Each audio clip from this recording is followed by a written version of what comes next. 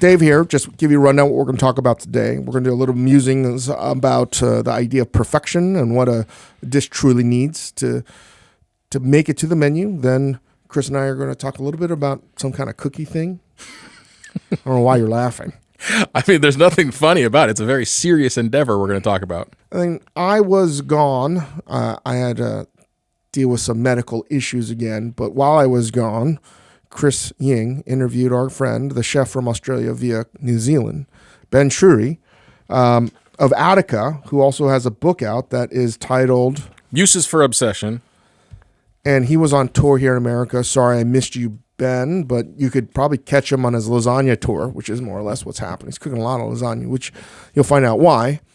And a lot of takes Ben has. One of the best chefs in the world. So interesting conversation. Good conversation. Good to catch up with Ben. Got a little testy, but it's okay. No, listen, we love Ben, and I've known him for a long time. And when we opened up in Australia, he was the only chef, truly the only chef that showed us any kind of, I won't say only, yeah. He actually was the only chef that welcomed us with open arms. And that's just the kind of guy he is. And besides his love for basketball, his love for food and the business is sort of unparalleled. And it's good to have him here. And I'm sorry I missed him on his America trip. But you can check Ben out, and just a good dude. Welcome to the Dave Chang Show, part of the Ringer Podcast Network, presented by Majordomo Media. Thank you, Yola Tango, as always. Don't forget to check out full video episodes and clips of the show on YouTube channel at The Dave Chang Show. There are going to be changes coming up. We're going to get it. I swear this is going to be the last of the last. The last time we announced changes. Meeting with the Podfather. There's some things happening. I think it's all, we've had a lot of good ideas. Sometimes we have not followed through on the good ideas, but followed through on the bad ideas. But really appreciate all you guys for sticking with us. And wouldn't you feel like we're finally... Yeah. We know what we're talking about.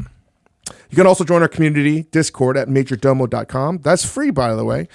What? Wait till one day maybe we'll charge. So you can complain about getting charged. Just joking. You can also contribute your favorite culinary moments in film by adding your submission to majorfoodporn.com. That's right, majorfoodporn.com. Show us those moments in any moment in film that gets you off. Whoa. Hey, I have a question about that. Young David asked me this because we are getting submissions. We are getting submissions to majorfoodporn.com. Where? At majorfoodporn.com. Also, people doing it on Discord. I got a question. All food scenes count. I said yes, of course. He was asking if Indiana Jones and the Temple of Doom, the dinner with the snakes and the monkey brains, does it count for you or no as a food scene? Of course, it does. But I mean, doesn't mean that I won't mentally put an asterisk on it next to the person that put that in. Fair. I think about the apple he's eating afterward that drives his partners to madness with how delicious it looks. That's the food scene from Indiana Jones for me. All right. What do we got here, Musings? So among the many things I talked to Ben about, you remember his classic potato dish. He cooks it in the ground in which it was grown. It's the classic Attica signature dish. But he was talking about this. Attica in Melbourne, by the way. Attica in Melbourne, and yes. Probably a 20-year-old restaurant now. Close to getting there. Yeah, I mean, it existed for a little while before he took over, but yeah, for sure. He was talking about this thing. He's just like, it's an idea, and I couldn't let go of this idea that this would work, that there was something here. The first iterations were terrible. I just kept going and going and going and going and going and adding and fixing until it's a great dish. So I wanted to ask you, how many attempts are you willing to take on an idea before you're like, this is a bad idea? Or how many iterations does it take to get to a point where like, this is it, this is working, and I can stop now on this dish? I think it's rare when you ever find a moment where you're like comfortable with the dish. And I think the great dishes you can tweak. To me, it's like you don't add anything. I'll always think about the co-egg. We never changed the flavors. We never changed the components. But the precision and the ability to plate it, things just get razor sharp focused, right? And you just sort of know. And I always used it as a concept because I would talk to Cho about painting a lot, or I talked to somebody that made music like James or somebody about like when you know a song is right. To me, proficiency in the way I would sort of paraphrase like how other creative people would think about it is knowing when to stop. Having the confidence to stop and not having to add more and not having to take away. It's that moment, again, a balance of being like fully committed to adding more and fully committed to not taking away. And it's like a feeling. Can you see it all the time? Can you always see like there's too much on this? No, it's not. It's when you don't, for me, I can only say like when I don't hate it. Mm. When I don't hate it, I'd be like, well, that's objectively, it's fucking good. And there's nothing more I could add. And dishes can change in moments of your life, just like a song being made. So it's a reflection of where you are interested in or whatever. But at that moment, there's certain things where you're like, you can't really change it.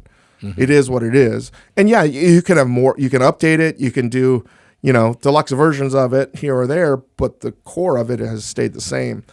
But the hardest part is knowing when you're done. Mm-hmm. That's it. And it doesn't matter. It's just like, you know it when you see it. Can I ask you about, so when I think about this dish that Ben's talking about, and he'll talk about it in the interview we do, but it brings to mind like your pork katsuobushi, your pork, when you got this idea, katsuobushi, one of the great ingredients in the world, it's bonito, smoked, dried, fermented, shaved fish. And you're like, what if you did it with pork? What happened after the first try? What committed you to this idea? Like maybe this is something, there's something here. For me, when you feel like you've done something that it's possible that nobody else in the history of the world has made. And that takes a healthy dose of ego and narcissism, but also like it's like that moment of like, no one's done it before. Like texted me this, the great chef. And he's like, hey dude, you made it when the French Laundry is stealing your ideas.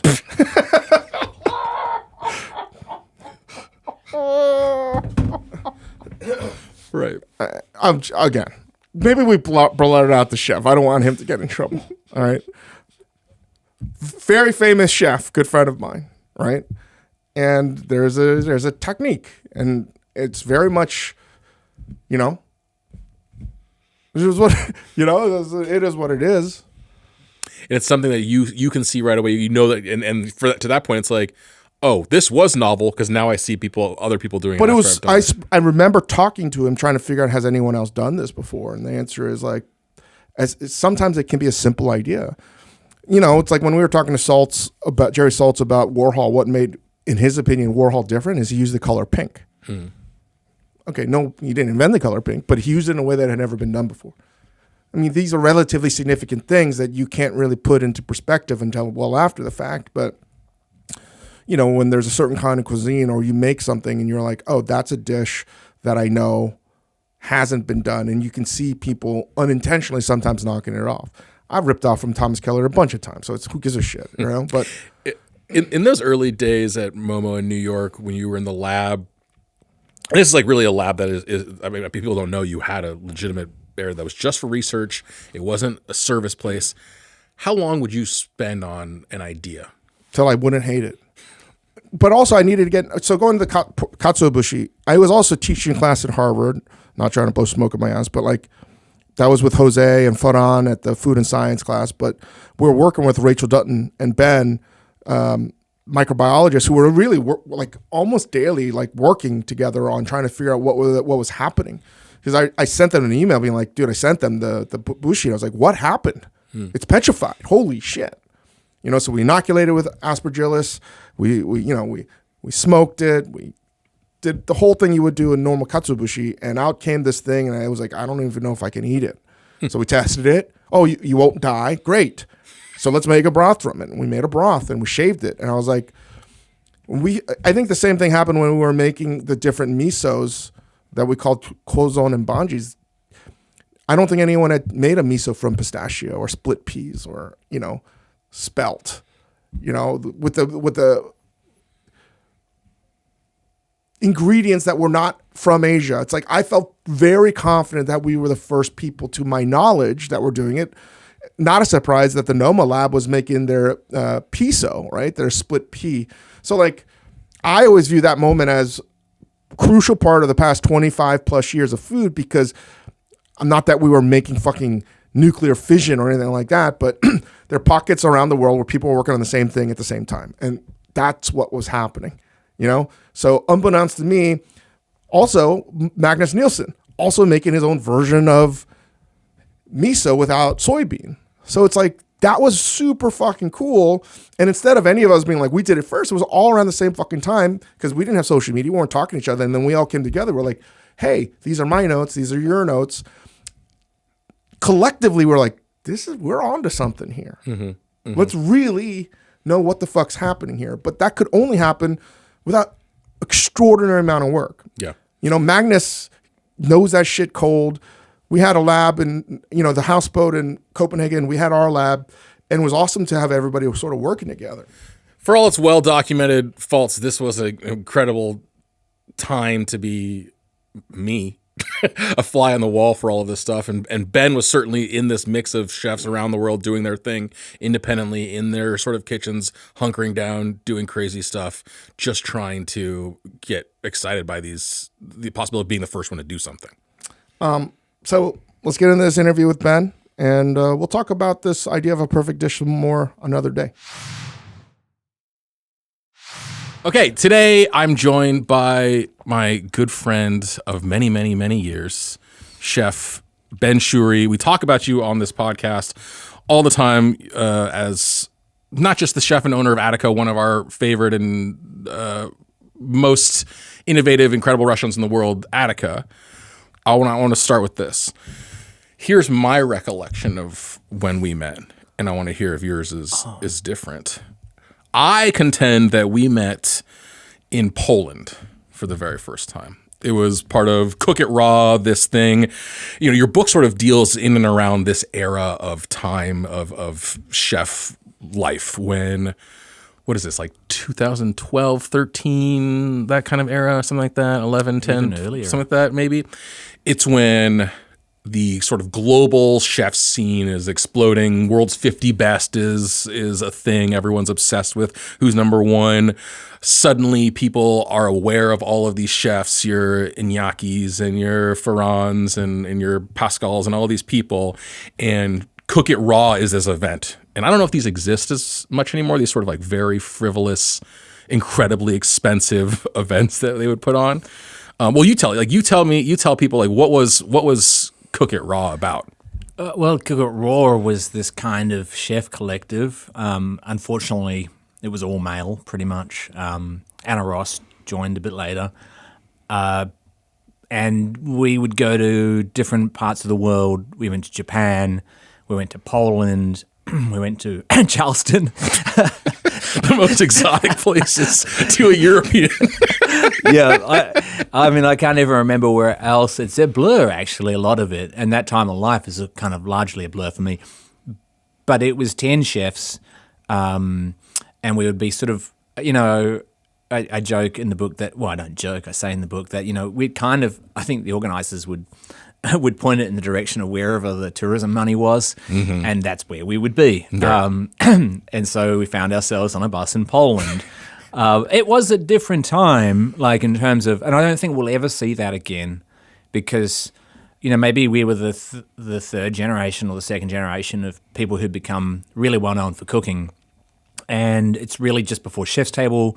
And there's been this explosion of very intense and rather egotistical restaurant books that also no longer exist. And I've been guilty of writing one of those myself. We're on this bus in Poland, and I'm very new to food writing in a lot of ways, Okay. or food media at this time, because I had come from this background in fiction and oral history and things at my little twee, speaking of things in limited supply McSweeney's, and I'm suddenly on this bus because we've started Lucky Peach, and I'm on this bus with all of these chefs, and I don't speak passable French, Spanish, or Italian, so that immediately knocks off most of the people on this bus as potential friends, right? Yep. So it is me, and I can talk to Renee, and I can talk to Magnus, and I can talk to this young man who I had not met before, or I think I haven't met. And you sat next to me on this bus, and you said, I think my memory of it is you kind of took me under your wing. You're like, hey, young fella, like you don't know anybody, you don't know anything. Do you want to hang out a little bit? And I was like, sure. And he's like, okay, why don't you help me with my dish? So Cook It Raw, you would go to all these locations, you would quote unquote discover the local ingredients. Although as we found out, sometimes the ducks would be, the supposed wild ducks had been in a freezer for a long time, or certain Spanish chefs would just have ordered their tomatoes from the local Walmart or whatever. Or actually found an Audi with a driver and then driven to Tesco and bought cherry tomatoes from the Netherlands. Exactly. So you said, why don't you help me with my dish? I have an idea in mind for what I'm going to do. These chefs all take these ingredients, they're inspired by the surroundings, and they create something. And there's no public audience. It's just for each other and this cadre of weird food writers. Absolutely, a throne of them. A massive assemblage of food writers. Yeah, just now feed us is basically the vibe. And I said, yeah, of course, like that sounds great. And you said, okay, have you ever heard of a hungy? And I was like, I don't know what you're saying to me whatsoever. And little do I know. Well, will you explain what this thing is as you explained it to me shortly after that? Well, originally I'm from New Zealand, and the New Zealand Maori people have a cookery method called the hangi, and that's essentially an earth oven.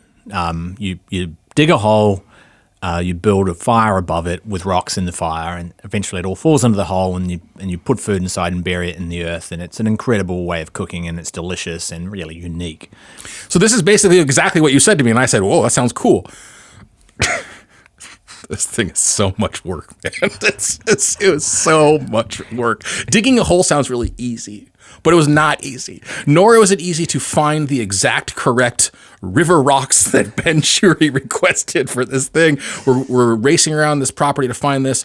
Anyway, long story cut slightly short, we bonded over this. It was hours and hours and hours of physical labor. The results were incredible. It was a super fun memory of mine. And I think after that, I would see you, thanks to this strange time in food history, I would see you every year, at least once a year. Yeah.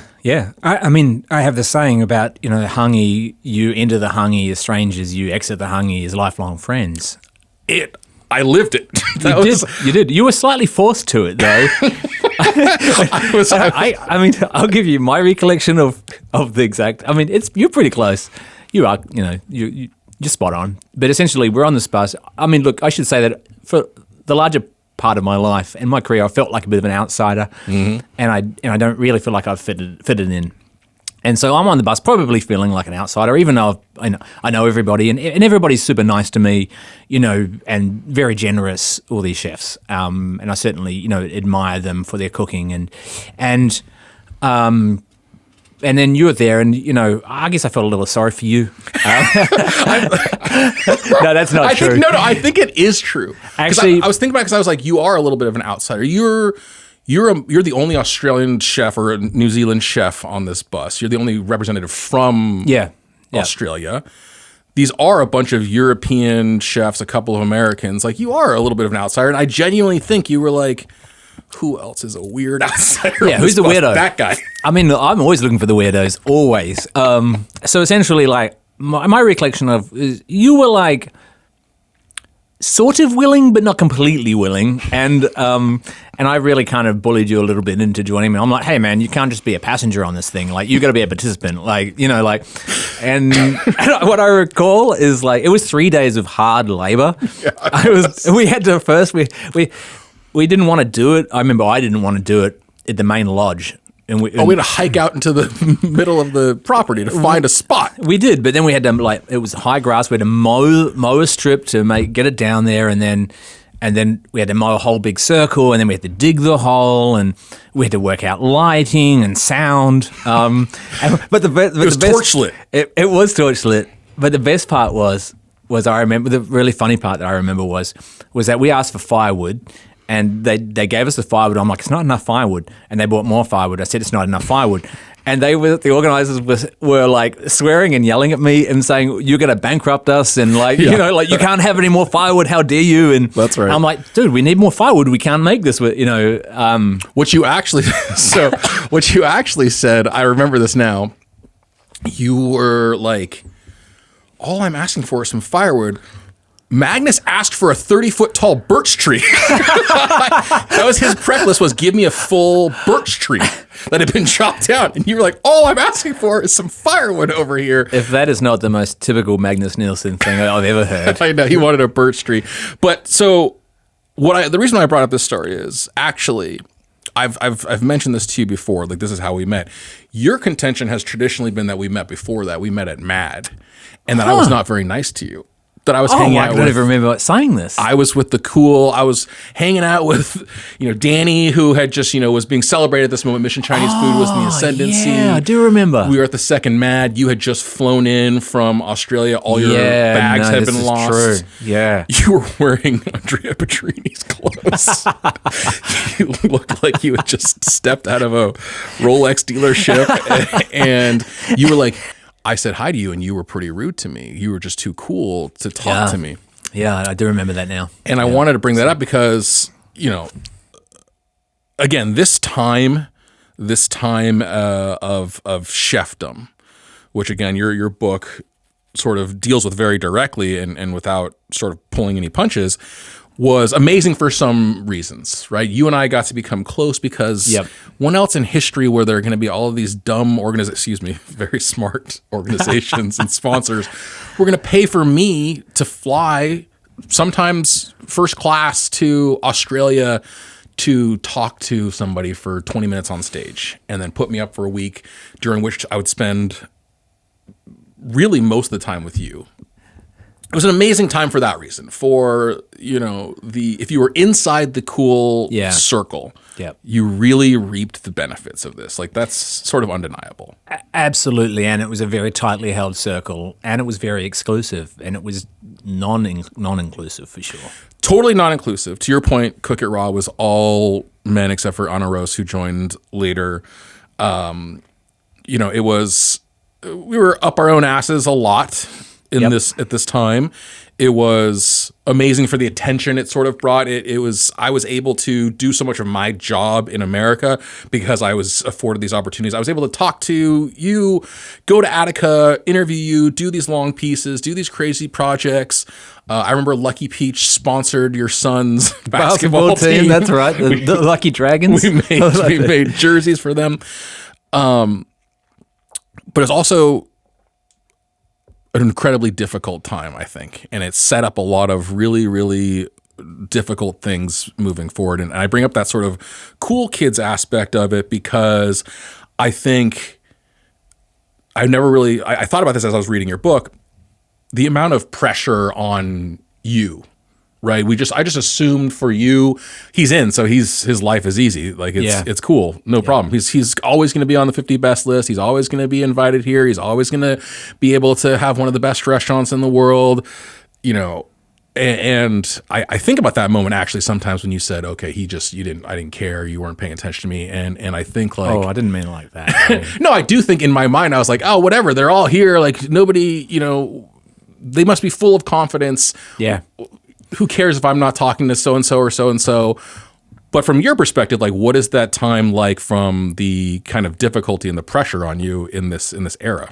I think initially, my first experience of that was really being invited to Japan with this group of very, very famous people. And I was just a young guy who really hadn't started his journey in restaurants, hadn't been doing it very long as a head chef of Attica. And I was just kind of so grateful to just be there.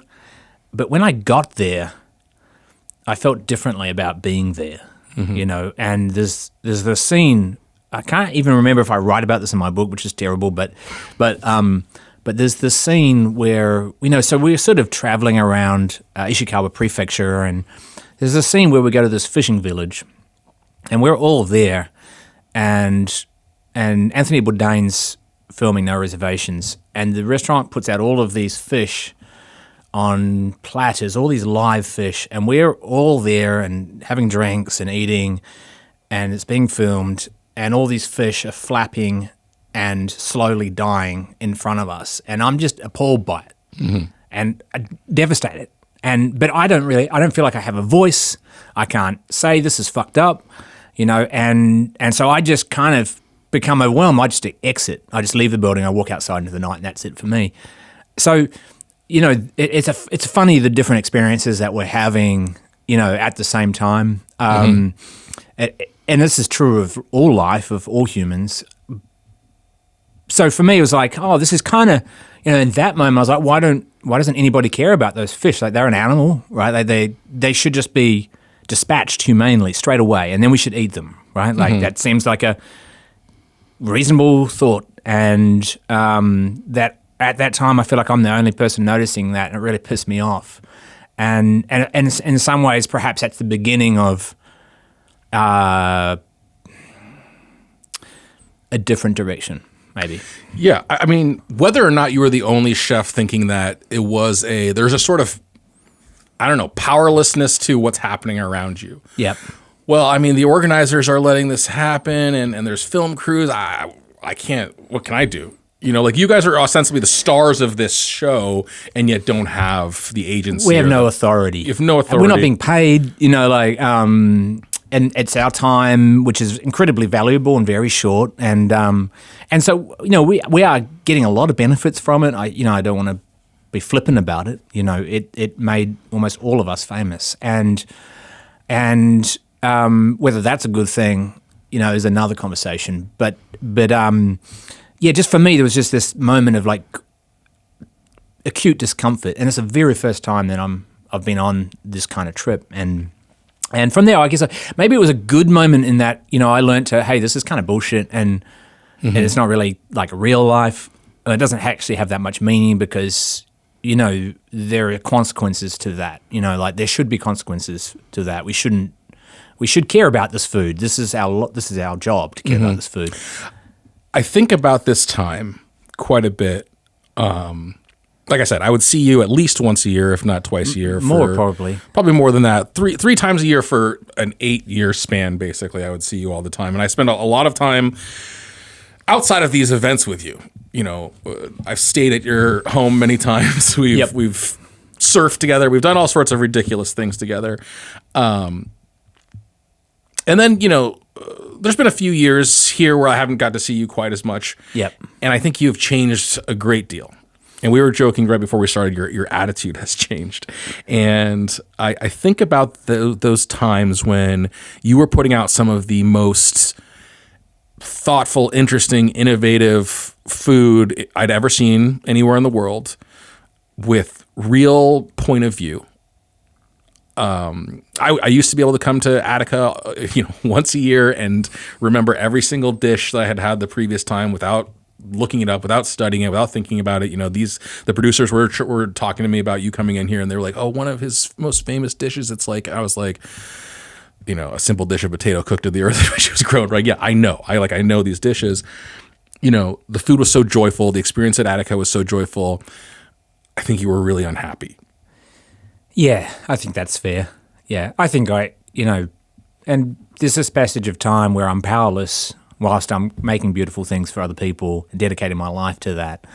10 years of being the chef but not the owner and not having any kind of authority over anything that really matters and therefore just being like a solely creative person that's just completely and utterly focused on this one part of creativity in a restaurant, which is making food and articulating yourself. And that's been my dream, to do that. And it's the greatest privilege to have that. But at some point, that definitely wasn't enough because, that wasn't taking care of, my family financially or mentally. Through that time, it was routine to work 100-hour weeks, which is, alarming and can only end up with a person in a bad state, and if you fast forward a little bit, perhaps to 2015, and I've taken ownership of the restaurant outright without investors or partners, and that's really like the beginning of, having the authority to actually make change. You talk about it in the book. I feel, I'm just going to paraphrase, but I feel as though you say you don't feel like you have the right to be creative. You don't have you have to do the job, and creativity is something you would try to sneak into to the job wherever you could. And I feel like you had in this time, your life was crazy. You were living an hour and a half away from the restaurant. You were commuting, you'd stay at the restaurant upstairs in I think I stayed in there too, like just in a sofa in the attic of the restaurant, the attic of Attica. You would make this crazy commute. You were in a really difficult relationship. You were super disciplined. You didn't really drink. You didn't really hang out. The sort of signature of you at all these events was like, Ben just doesn't really hang. He doesn't. We don't drink. We don't hang out. He doesn't really enjoy drugs, any of that. Doesn't do any of that stuff. Which is not negative, but I could also see you were disciplined to a point where you felt like you were. I always looked at you and you're like, I was like, he's doing this to himself in a lot of ways. He's making himself. He doesn't feel like he deserves this kind of happiness in some ways. And I will say this because I want to evolve into the newer, grown up, more joyful Ben Shewry. But we would never eat at restaurants in all those times when we were in Australia together. As part of Melbourne Food and Wine, I would go out and eat at restaurants with other people. Yeah. When you and I hung out, we never ate at restaurants. No, we ate at suburban chicken shops. Yeah, and you didn't want to. I don't think you found joy in doing that. No, and that's. There's some truth in that. Also, for me, it's probably wanting to spend genuine time with somebody that I love and admire and somebody I call a real friend. And so there's a bit of that. But probably if I had my way, in some ways for me, making an elite or, that's not the right word. I don't really like that word. But making a restaurant that's high performance and giving everything to it doesn't leave you with an enormous desire to go out and eat in that sort of establishment. And when you give that much of your life to it. And, also that is also kind of my culture and my background coming from just very humble circumstance in New Zealand and not eating in restaurants. So it's very strange to me that I find myself running a place like Attica, which is, ambitious. And at this point, really more like an art project than a restaurant. But it's just generally not what I feel like eating most of the time. I feel like that's why I love LA, because I like the streets. That's where I want to be. I want to find out what's delicious, and that's because that's what I grew up with. Not street food, but I grew up with humble things. Yeah. And that's still. And if it wasn't for my wife Kylie, and for the likes of you, I'd probably never pulling you out of your shell, just showing you the world. No, you come from rural part of New Zealand. Yeah. Farmland. Yep. And you have this experience with kind of you study culinary, you go to culinary school, you sort of have this eye-opening experience about Thai food. You decide, this is incredible. I need to learn this. So you go to Sydney, it brings you to London, and eventually you land in the big cities in Melbourne, where you find out the Thai food is not as good as Sydney's, which we'll get to in a second. But you do come from this very humble background, and I've tried to tell people this story. I just want to give people a sense of this before we get into more of your modern cooking. I've told people this story before, but I want you to tell the story of that time you were with your dad out working in the fields. I think you were building a fence or breaking down brush or something, and then he was like, "It's lunchtime." Do you know what I'm talking about? Yeah. So my father, Rob, is an insanely hard worker, and both my parents, Kay and Rob, are a huge inspiration to me. So we had this kind of conundrum on the farm, which was there was always scrub, trees growing all over the hillsides, and that needed to be farmland. So Dad's always battling it. It's brutally hard work. I go out to help him. I'm probably 8. And we work this really back-breaking day of hard labour, him using the chainsaw all day and me pulling the branches away. And then it's time to break for lunch. And I'm so excited because I'm absolutely starving. And Dad pulls out from his rucksack a loaf of bread and a brown onion. An unpeeled brown onion, and he proceeds to peel it with his pocket knife and slice thick chunks of it and put it between pieces of bread with nothing else on it. And I was like, oh my God. And I'm 8 years old, and I know how sad that is. That's kind of embarrassing for Dad. And you were miles out at this point. Oh yeah, there's no returning home for lunch. No, it's not a thing. No, that's all we've got to eat. So then, eventually it's funny. We were talking about you the other day, and Chang was like, Ben's Thai food is the craziest thing. And I know this about you. I know we have poured over Thai food before. your first menus at Attica were it was like 20 something components on a dish, like a Thai style menu. Eventually, you sort of find your rhythm in what you are, what you want to be cooking. A lot of sort of indigenous ingredients, a lot of very respectfully treated. And you're doing this all from a kind of suburb of Melbourne. Yeah. It's not in the city center. It is not where I thought it was the first time I went to Attica. You are removed from the rest of the world. I mean, you're a worldly person. You have traveled. I want to sort of talk about that moment when, before you get invited to this trip in Japan, do you have imposter syndrome? How do you know what you're doing is on par with these other people? I don't think I have imposter syndrome. No, because I dedicate my life to this like anybody, and so I definitely have a belief in myself, and I probably wouldn't have accepted the invite if I had suffered from So I have some confidence in my cooking ability, not in anything else, not in my ability to talk to people or to, and just to kind of come back to that your memory of me as a person that's not partying and stuff. I think it's me noticing what I would call the bullshit of the industry and going, how come, and this is not aimed at anybody in particular, and even that group of chefs are not really like big party animals or anything like that. It's not a gross scene. But just in general, like even before that, in just working in environments which are like really toxic and where drugs and alcohol are very commonplace, I'm really surprised that I lasted in the industry being who I am. Because all of those things and all those times just said to me, this is not for you, and because I wasn't down with it. So probably like your memory of me is, in my opinion, is actually me going, well, a lot of this stuff is bullshit, and this is not really about running restaurants or cooking or even to me having a good time.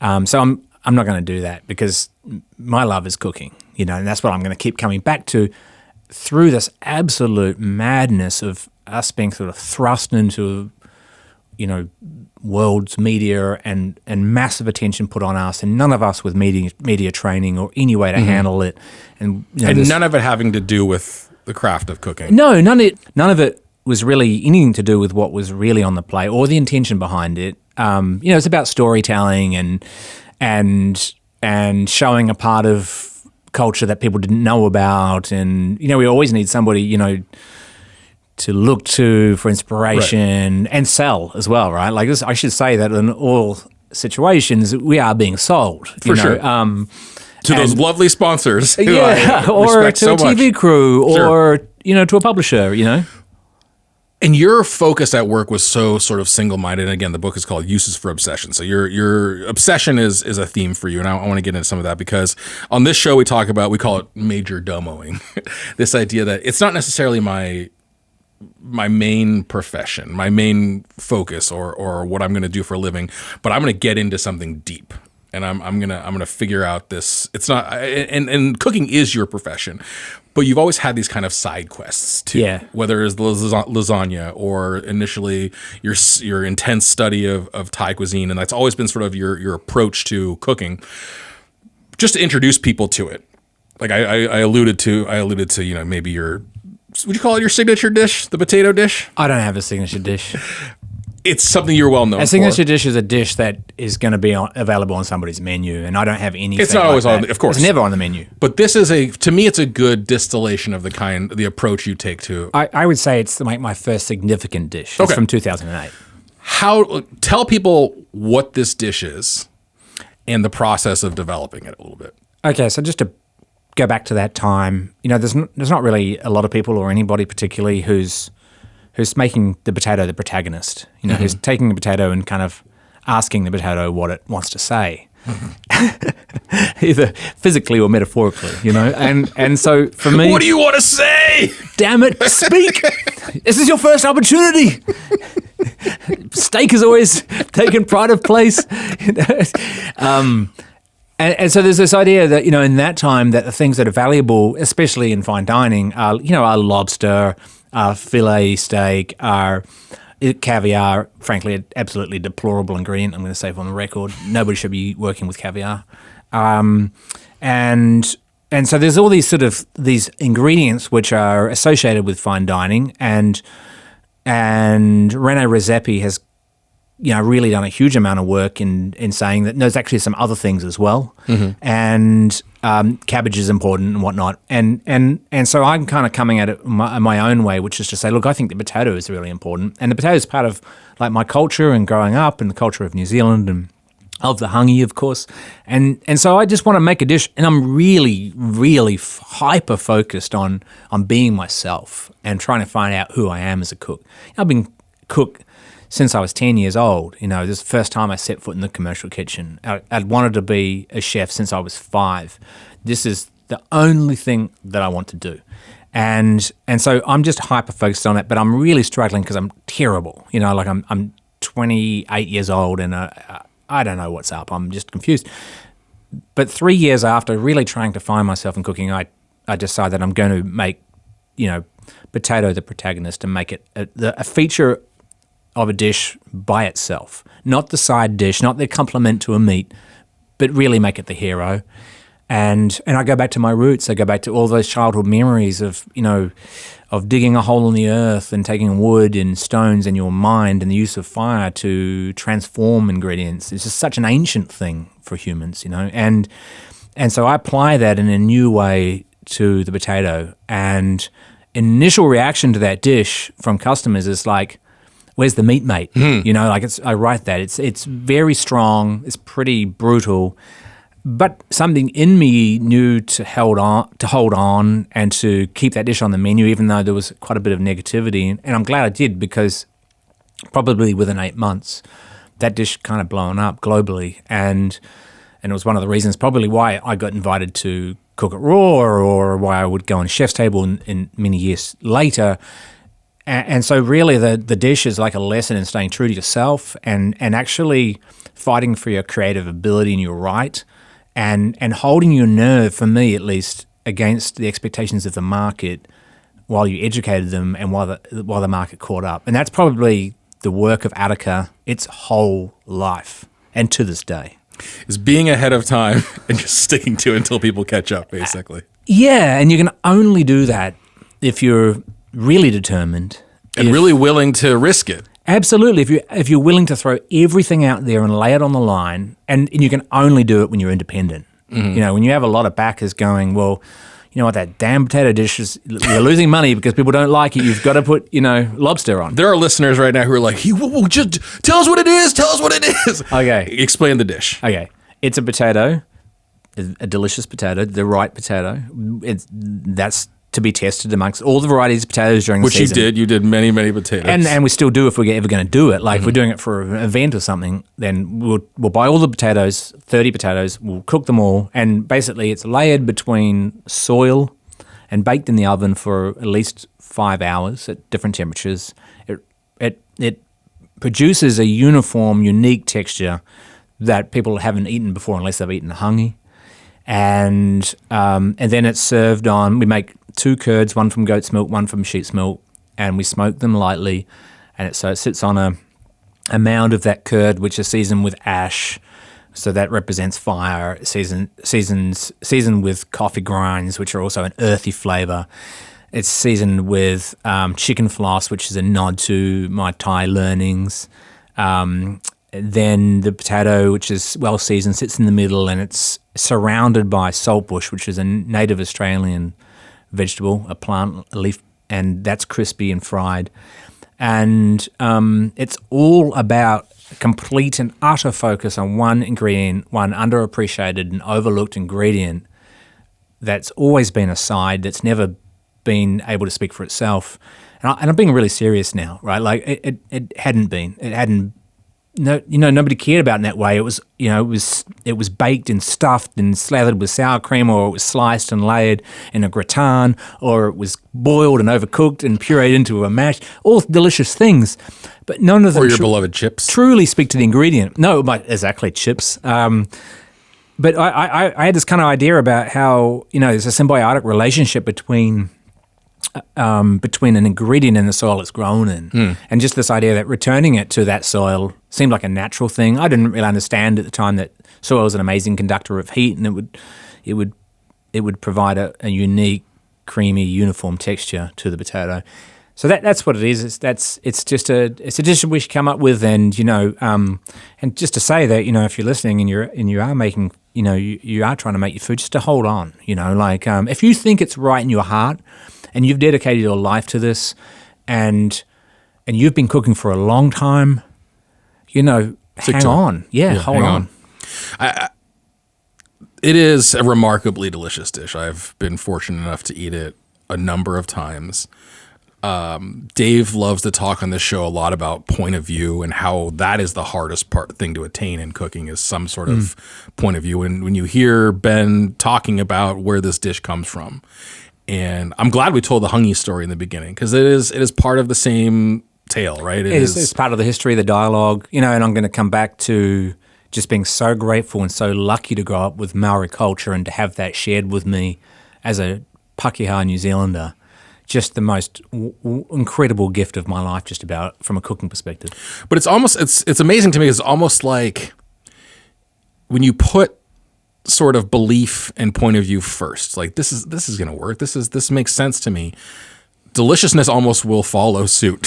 The dish will be like you just said. I don't know that soil's a great conductor of heat and it's going to create this unique thing. I just believed in my heart that this was an important thing to do, and holy shit, it's like really, really delicious. And it's not like the first iteration of this dish was like a winner though, right? Like It's like this is like a process of failure and testing and coming back to it and honing it and working it and staying with it, sitting in the pocket with it until it's through, however long that is, and just being willing to go, I'm not prepared to rest yet.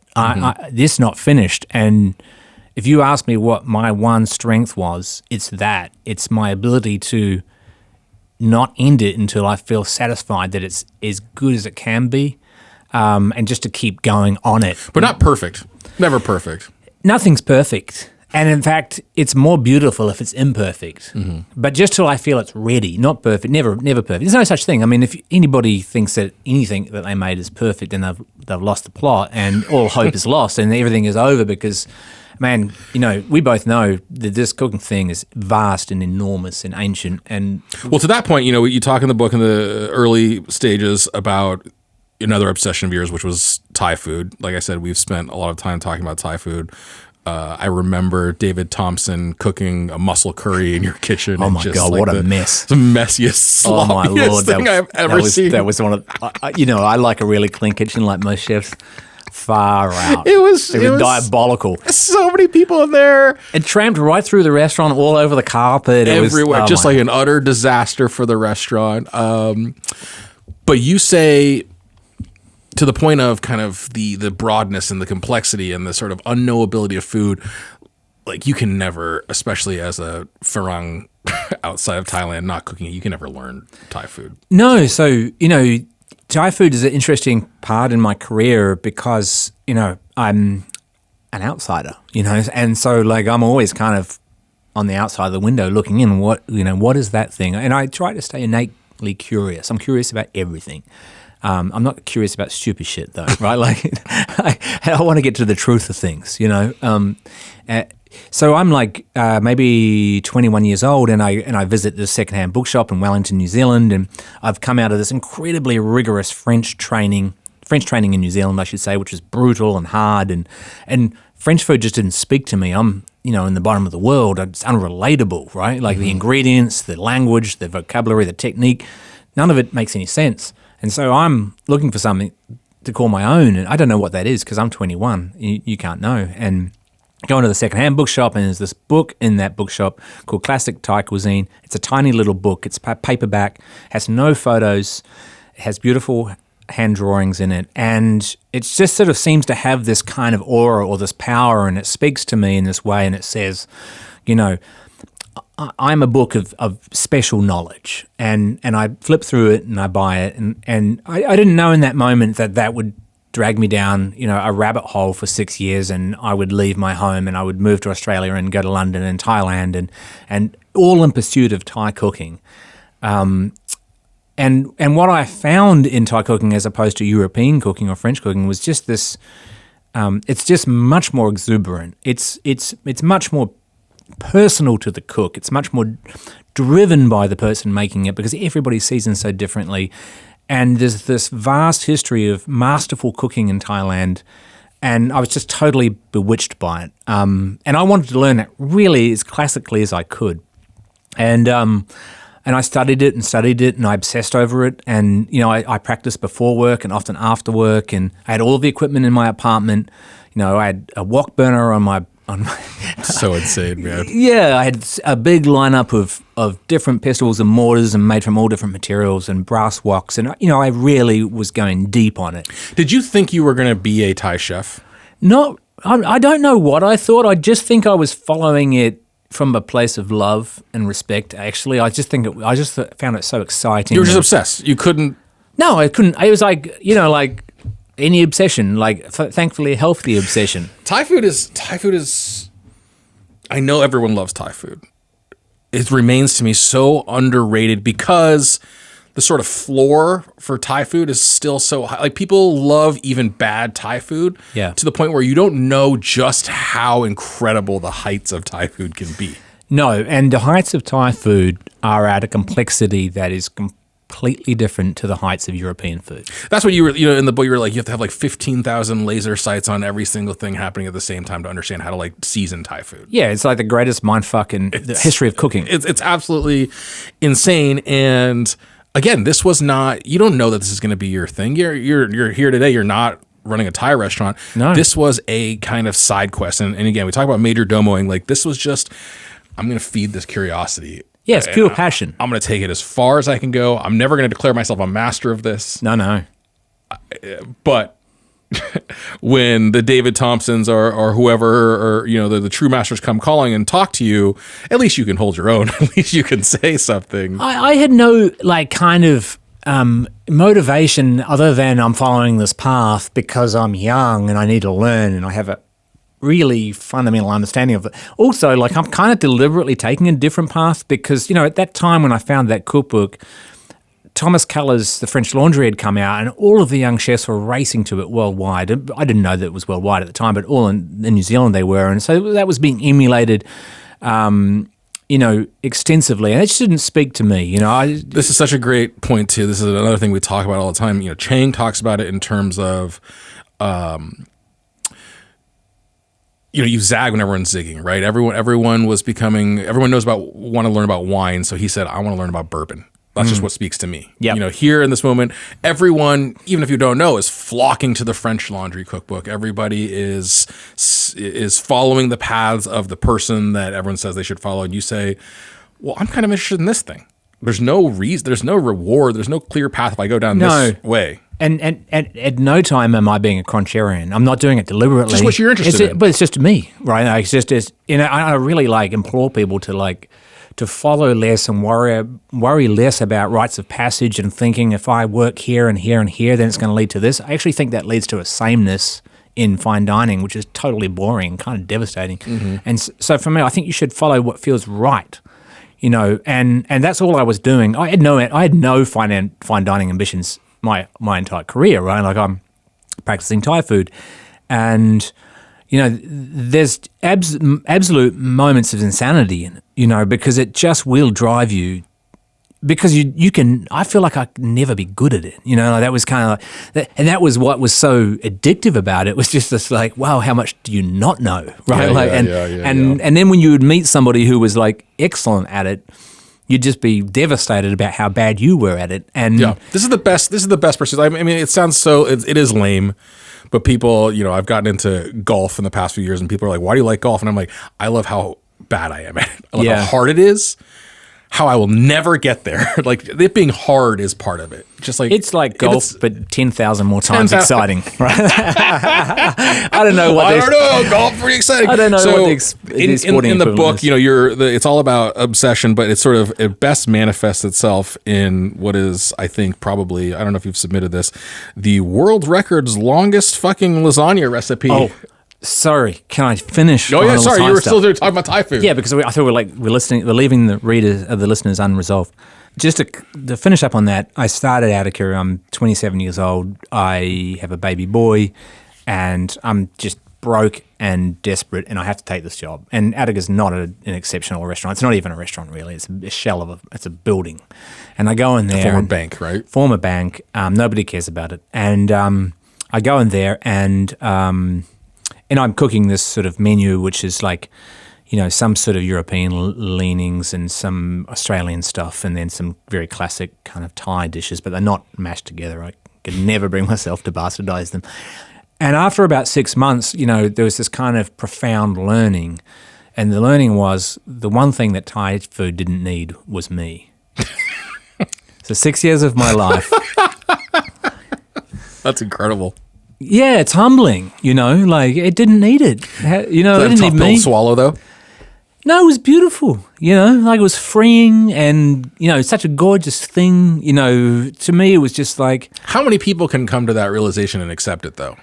I don't know. Very few But I people. cared so much about it that, you know, I didn't want to destroy it. You know, I didn't want to be, you know, I don't want to be a white guy like doing some like mashup of it. You know, it's either, for me, it was either kind of classic. But I couldn't do that, you know, like I wasn't good enough, and also I had a real strong creative urge, but so I just, you know, I left it. I took what I learned from it, you know, a heightened awareness of seasoning, a view into a, you know, underserved culture and cooking, and I think it made my future cuisine, the food that I cook at Attica, more dynamic, because the use of acid in fine dining was almost none. At that time, and that would become, you know, really a signature of Attica, and that sense of acid came from Thai cooking. You know, that's where my understanding of a rot chart of balance. You know, You know, it's funny. I think about when we first met. I was still cooking a little bit here and there. I was helping like the Mission Chinese guys and things like that, and I had cooked in college. I had that same realization at some point, not just about Thai food. I had a realization at one point that cooking didn't need me. Like professional kitchens didn't need me. And it was because I saw people like you, or I saw, you know, your Daves and your Renees and your Dannys and all of the great chefs of the world. And I was like, you know what? They don't need me in here. I can do something else outside of this. I would say that cooking needed you, just in a different way. In a different way. Yeah. In a because, like, but that's a great realization to come to, and I'm sure you could have made it as a cook. Like, you chose not to. That's true. I think it's always a choice. I don't think I would have contributed in the way that I would have liked. I find that hard to believe. I appreciate that. So as I was getting into this book, the obsession sort of manifests in this book in the form of a gigantic lasagna recipe. I would say this is a lifelong pursuit for the Shewry family, the lasagna. Give us a quick taste of, so you give us like multiple recipes. You give us sort of like old school, your mom found it on the back of a lasagna box sort of recipe. That was the family lasagna, which, by the way, we've talked about this all the time. So much of cuisine in America has been driven by recipes on the back of boxes. Like, that's a real thing. Right. You give us that recipe, and then you give us the full obsessive version. What does that look like? Well, to give you a quick synopsis of the chapter, it's about a person's ability to kind of apply obsession and fascination and joy to anything, and just make it. Also, it's about like a family disconnected from their culture, kind of manufacturing their own culture through lasagna and not having any connection to Italy, or haven't even been there, or want to cook another single Italian dish. In this chapter, I write my 10 commandments of bolognese and lasagna. And this is the first chapter of the book that I wrote. And I'm having a great time writing it. And at some point, you know, I feel like a real rebel, because I I really decided I'm going to write about this crime committed to lasagna, and that's Rick Stein making a seafood lasagna. And I remember this from when I was younger. I was like, that is a ridiculous construct, like I can't believe like that. Shame on you, Rick. Like that, that's the vibe of the chapter. And I feel like as I write this, I feel like such a rebel because Rick Stein is by all accounts such a great person. He's given a lot to the world. But he really kind of come unstuck when he decided to make a seafood lasagna, in my opinion. So I write that. It's a ranty, ravey 10 Commandments. Then I invite the reader to join my lasagna cult and bolognese cult and ascend to, it's a 3-step ascension to bolognese heaven. And so that begins with Shewry family bolognese, as you pointed out, and then kind of somewhat more of a traditional bolognese recipe, which is richer, and then obsession level, which is 23 steps, which I asked the reader to put Wilco's A Ghost is Born on at the appropriate time, which ends with the last step, which is really designed to put the reader completely under the pump. That last song on that album is hectic, and so I'm trying to make the cook suffer and to feel like a little bit what it feels like to be a professional chef. And I took maybe more than a year developing those recipes and cooking bolognese every second day, and so it's really kind of this way of viewing food and this in this particular recipe. As a way of identifying with something, but also as a way of kind of measuring yourself at different points in time. I think it's a complex chapter in that it shows me kind of, at moments when I'm in my 20s and stuff and I'm not at my best. And I write that like all things, a person's bolognese should evolve and should be gentler and softer and kinder and just like a person. And doesn't need garlic. No, that was an expensive realization. I spent $10,000 during the pandemic on garlic. So as what the recipe is as exhaustive, as personal, as particular as anything I've ever seen. There's something you just said that I want to sort of zero in on, and then I'm going to move us into kind of a rapid fire thing. But you were cooking bolognese basically every other day. When I last saw you, you were sort of in the throes of finishing this book, and you had kind of written this, how do I say this? Like in all of the hours when you weren't working basically at the restaurant. I mean, this is a job. It is still a thing. Oh yeah. But you talk about Bourdain a little bit in this book and sort of wonder, what would Bourdain say about today? Would he have changed his tune about sort of glorifying the old school kitchen, the sort of toxic kitchen staffs and all of that? And when I read this book, I think it is sort of the part of the same legacy, even down to your style. Right, you write in the early chapters, you sort of give chefs nicknames. That was like a signature thing of Bourdain's. He would nickname his chefs and sort of anonymize them. Although we all know who God is in Italy. Please, Ben. You sort of write this in these sort of asynchronous kind of anecdotes. It is part of the tradition of Kitchen Confidential in a lot of ways. But for me, the most interesting part, I'd argue that it's the antidote. Yeah, I don't know if that's true. It's maybe I don't think it needed an antidote. To your point, is a new bolognese an antidote to the old bolognese, or is it an evolution? Maybe, but it's not. He's also not the first person to write about. No, he's not. But he's part of the same tradition, sure, right? Sure. It is the next. It's part of the same tradition in this way too. You're making bolognese every other day. You're sort of writing this book in between. I think about somebody like Tony or like you who. You're not a writer by trade. No. Neither was he. You kind of have to take on these side quests outside of your main gig. And this is just a personal question, like an advice question I'm asking you. As somebody who has a lot of things that I want to accomplish outside of my core responsibilities, doing this podcast, pitching and producing TV shows, whatever it is that I'm doing, there's a bunch of other things I want to do. I don't understand how to make the time. I'm going to come back to Bourdain. When I read Kitchen Confidential, and the reason why I wrote that is because I couldn't find myself in the book. And there's been a lot of us that didn't find ourselves in that book. And I do write that, the book wasn't the man, and, that was written in 2000 and whatnot. But just for me, parts of the book, particularly the parts on misogyny, on excessiveness and the celebration of the excessive lifestyle that cooks have lived, I found that damaging. And so I just want to clear up that part on it. I know that you guys are friends, and that's a tough thing to read. I'm not sure, but I don't know. It's not tough at all to read. It's not an attack on him either. But no, but I don't think that.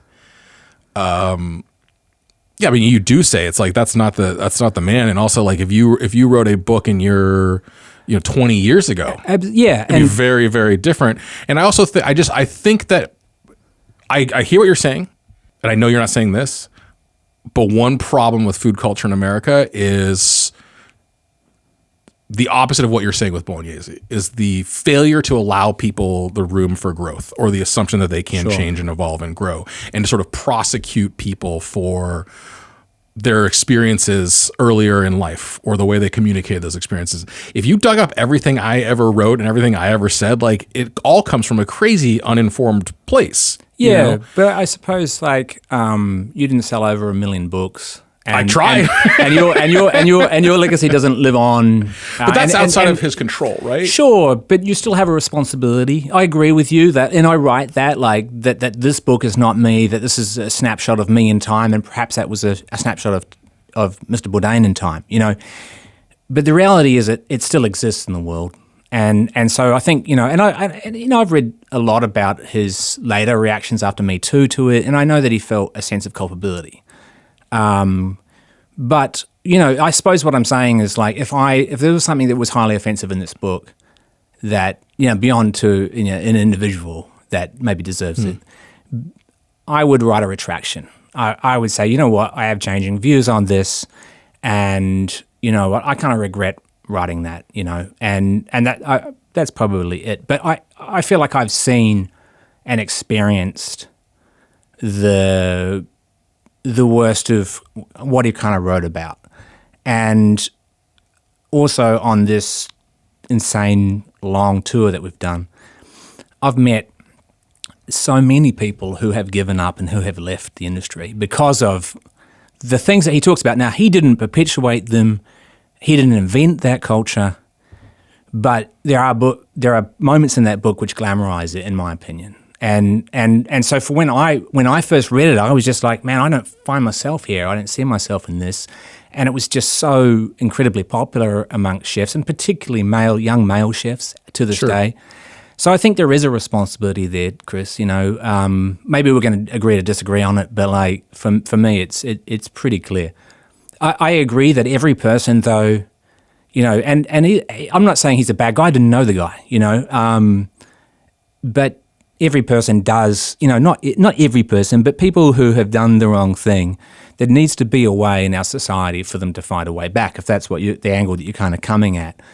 Because, for me, there is a problem when, perhaps it's with cancellation. Again, it's an individual case-by-case thing, right? If you've committed a crime or you've committed a sexual assault, then I'm sorry, that's it. But if you've said something wrong, or you've handled a situation in an inappropriate way, there needs to be a way for people to come back, because when we cast people aside, I feel like it kind of entrenches their views deeper, and that's a kind of a problem that we see not only in America but in Australia as well. So, sure, I think I keep thinking about the Beastie Boys. Who have come out and said, we're really fucking sorry. Well, I understand that. But I also don't, who have come out and been like, we were young, we were dumb, this is just like who we were, whatever. Yeah. I think it's too much for them to say, how do I say this?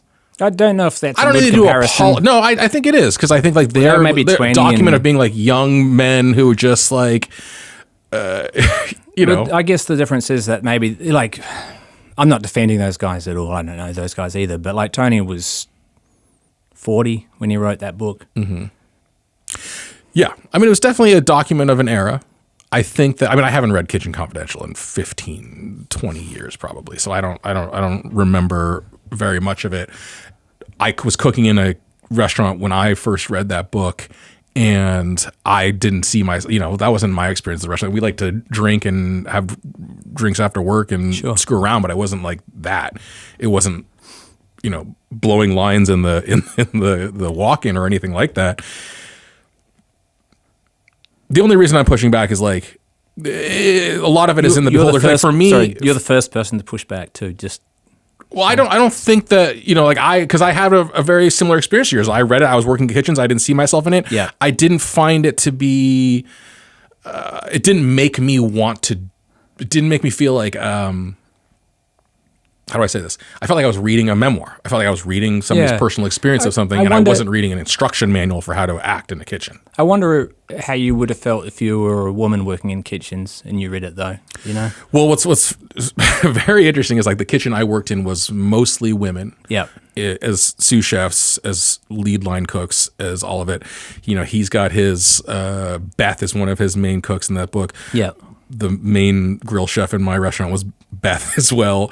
I maybe for that reason, I didn't think of it as, I didn't empathize with like people outside of my view. Yeah. You know what I mean? I was like, I read that and I was like, I would never do that in my kitchen in front of these people. So like my experience is probably shaded very differently than, I totally agree and that there are young male chefs who probably read that and was like, oh yeah, like this sounds awesome. Like I want to be this pirate swashbuckling guy. And, for better. I think for some context as well, this is a chapter on sexism and misogyny. And so this small critique of Kitchen Confidential is coming at the end of that. And it's really, my questioning. First of all, my wife Kylie shares a devastating story, which is disgusting and should never happen to anybody working in hospitality. And then secondly, I'm finding myself at the MAD Symposium and I'm listening to women who have been sexually assaulted or raped in kitchens. And it's just this kind of breakdown of everything for us as a couple. And Kylie shares the story right after that. And it was those were such important stories to hear for me as a man. And it leads to this sort of feeling across the years that this is something that I shouldn't walk past as a writer. And for me, when I think about the reasons why we are here, one of the things that I come back to as a person that spent my life around other chefs, especially thousands probably young men, is just the celebration of parts of Kitchen Confidential. Now, not the whole of Kitchen Confidential, because there's some meaningful parts in it as well. The celebration of the working class. There's some good things in there. And if you read this part, it's not an assassination of Tony Bourdain, but there's some passages in the book which stuck with me at the time, the first time I read it, and that stick with me even more today, since rereading it, that just go to the culture of kitchens, the treatment of women in kitchens. And for me, when something's just been so influential, it's hard to see how that's not a validation for men who have the wrong idea, Chris, I see what you're saying. And I feel like we'll be mired in this forever. But I'm just very cautious about the way we talk about the past, because I think it's even more dangerous to try to again, this is not what I'm saying you're doing, but like the reason why I'm butting up against this and digging my heels in is like so much in American food media right now is trying to whitewash, eliminate, prosecute the past rather than saying this is who we were. This is it. This is a historical document of truth. Yeah. And rather than saying, disavowing it and saying, this is terrible, we're no longer like this, that's a lie, because we are still like this. Yeah. There are kitchens still like this. And this is not a call to cancel that book. It's literally going, we need to take a kind of look at ourselves and see where our influences come from and what do we celebrate. And is it good or is it hurtful? And if so, like, let's try to be a little more considerate, because clearly the way that we've been doing things is broken. You know, and so it's just for me, it's a considered look about something that bothered me at the time and still bothers me today. And it's an unpopular view, for sure. Like, you know, I expected a lot of hate mail for writing that. I didn't write it because of that, and it kind of stems from, you know, this time where, you know, his tragic passing, and I didn't know him. You know, I met him once, as I write, and he wasn't somebody that I looked up to. You know. And yet I was being called out on social media because of that, which was a bizarre thing to me, you know, as if all chefs should celebrate it, you know, should celebrate the same person. Of course they shouldn't, right? You shouldn't give any credence to social media. That's your real problem here. Like, you give a shit about social media. By the way, this is just, for anybody listening, I will say this. This is our traditional path is to butt heads over something and just dig our heels in forever and ever and ever. That is our relationship. And one of us has to move through it. I say that with all the love in my heart because you talked about us in our friendship. I used to actually have this exercise when we were sort of in, you know, you were in this kind of chef era. I was in the sort of Lucky Peach era where like even the editor of a food magazine could have some sort of like notoriety. Like I was riding this wave to some extent, and I would sit there and I would say, I bet I can count on one hand the number of people I have met in this business who, if I just never talked about food or did anything in food again, would still be my friend and we'd still have something to talk about. And you are one of those, probably less than 5 people. No, I feel the of same all the way, people man. I've met who I would really continue to, and therefore we will continue to butt heads. Thank you for that, and I feel the same way. And I'm not just saying that just because we have a big disagreement, but you know. Look, we don't even have to say it on the record, but like, this is how we work. Yeah. And this is our friendship. Yeah, but I think that part of our friendship I really appreciate because there's that friction, and you can have a hard conversation. Yeah. And we've had many private ones, not so many public ones, but we've had a lot. And I will always think about what you said a lot. Whether or not I completely disagree with you in the moment, I'll think about it. Yeah, and maybe I'll come around. Maybe I'll see something that you were saying that I wasn't seeing. Whatever the case may be, but yeah, in the time after, like, let's just say we're in the post whatever foodie world. What is this time? I don't know. We were definitely past something. You continue to be on that very, very short list of people. Ben Shewry, it has been a great pleasure. I'm glad we got to hang out in this context, air all our dirty laundry, just have lots of arguments, just fight on the air. But the book is Uses for Obsession. Anything else you want to say about this book? Give them the 15-second pitch on why they need to buy this book right now. Wow, you've really put me on the spot there. 15 seconds is almost You're down to 12. I'm halfway through. No, it's a hopeful book from the future for people who are interested in creativity and finding ways of moving forward. It's not just for chefs or restaurants. It's for anybody on a creative journey who wants to use their imagination and creativity to solve problems. And visit Attica when you're down under. Yeah, fine. Sure. That'd be great. Thanks, Ben. Thank you, Chris. So recently on Recipe Club, we just did a cookie swap episode in which we had Nicole Rucker and Jennifer Yee and Rishi Hirway come in and present their cookies. This inspired the other day one of our producers, Molly, to take it upon herself to throw some cookies together in the kitchen. Mr. Chang, you walked in. You ate a cookie. Then we walked downstairs, and you made an announcement to me that we were going to do something.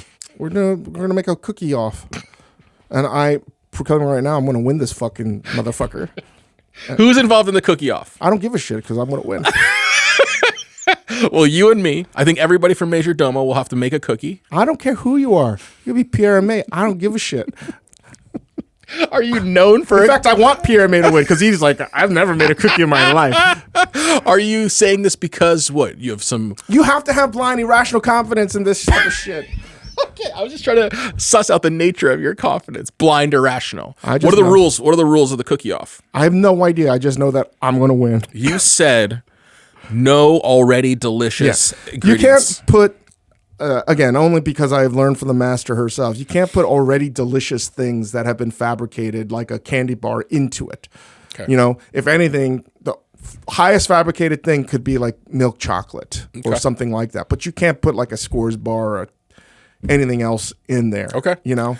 I'm going to say we're going to bring in an independent third party to judge the cookie off. Maybe a Nicole Rucker. Because I just don't think, horse food should be in a cookie. Oatmeal cookies are allowed, but evidently there is a strong bias against. Again, this is a random take. Like, if Neo had a chocolate chip cookie, maybe he wouldn't have died in the Matrix. All right, so look out for this. This is going to be we're going to have a cookie off. Oatmeal raisin? Are you kidding me? This is ridiculous. We're gonna set the parameters. It's totally ridiculous. We'll film all of the makings of these cookies. Everybody's going to bring a cookie. I'm going to have a third-party judge come in here. We're going to share the That is recipe. the definition of being a Salieri. We're going to share saying oatmeal raisin is better than a chocolate chip cookie is fucking insane to me. You cannot. I know there's people that are like, oatmeal raisin's the best. I'm like, you can't say that. You can enjoy it. You can say it's a good cookie, but you can't make the proclamation it's the best cookie. It's ridiculous. Horse I'm going to endeavor to raisins. win with an oatmeal raisin cookie. This is all going to happen. We'll share the cookie. And you know what? I'm going to say this.